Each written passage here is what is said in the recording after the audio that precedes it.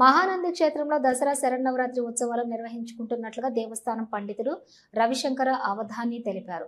2025 శ్రీ కామేశ్వరి అమ్మవారి దసరా శరన్నవరాత్రి ఉత్సవాల ఆహ్వాన పత్రికలను శాస్త్రోక్తంగా పూజించి ఆవిష్కరించారు. ఈ సందర్భంగా పండితుడు రవిశంకర అవధాని మాట్లాడుతూ 21వ తేదీ ఉత్సవ మూర్తులు మహానంది నుంచి బయలుదేరతారని, సెప్టెంబర్ 22న శైలపుత్రి దుర్గా, 23న బ్రహ్మచారిణి దుర్గా, 24న చంద్రఘంట దుర్గా, 25న కుష్మాండ దుర్గా, 26న స్కందమాత దుర్గా, 27న కాత్యాయని దుర్గా, 28న కాళరాత్రి దుర్గా, 29న మహాగౌరీ దుర్గా, 30న సిద్ధిదాత్రి దుర్గా అలంకారాల్లో భక్తులకు దర్శనమిస్తారన్నారు. 1వ తేదీన విజయదశమి రోజున మహానంది క్షేత్రంలో వెలసిన కామేశ్వరీదేవి అమ్మవారి నిజ రూపంలో దర్శనమిస్తారన్నారు. అదే రోజు సాయంత్రం కామేశ్వరీదేవి సహితం మహానందీశ్వర స్వామివారి ఉత్సవమూర్తులు స్థానిక ఈశ్వరనగర్ వద్ద ఉన్న జమ్మి చెట్టు వద్దకు చేరతారన్నారు. జమ్మి చెట్టు వద్ద స్వామి అమ్మవారికి విశేష పూజల అనంతరం తిరిగి మహానందికి వస్తారని తెలిపారు.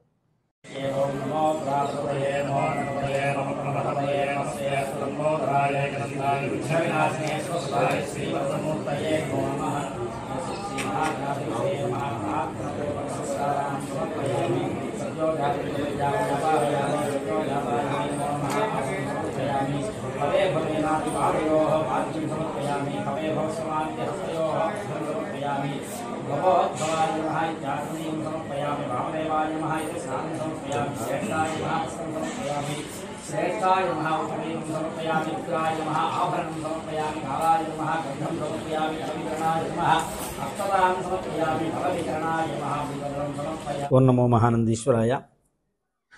శ్రీ విశ్వావసునామ సంవత్సర దేవీ శరన్నవరాత్రి మహోత్సవాలు సెప్టెంబర్ 22వ తారీఖు నుంచి అక్టోబర్ 2వ తారీఖు వరకు దీక్షాపూర్వకంగా విశేషంగా మహానంది క్షేత్రంలో ఆలయ కార్యనిర్వహణాధికారి శ్రీనివాసరెడ్డి గారి ఆధ్వర్యంలో అత్యంత వైభవంగా నవరాత్రి ఉత్సవాలు అనేటువంటిది జరుగుతుంది.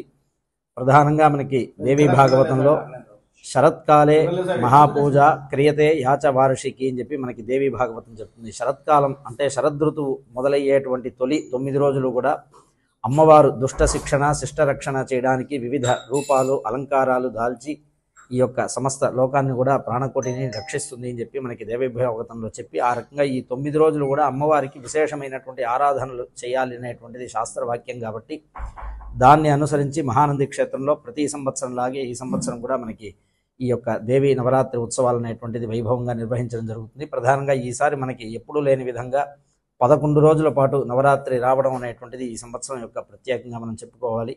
మనకి అట్లాగే ప్రతిరోజు కూడా ప్రథమం శైలపుత్రీది, ద్వితీయం బ్రహ్మచారిణి, తృతీయం చంద్రఘంటేతి, కూష్మాండేతి చతుర్థకం, పంచమం స్కందమాతేతి, షష్ఠం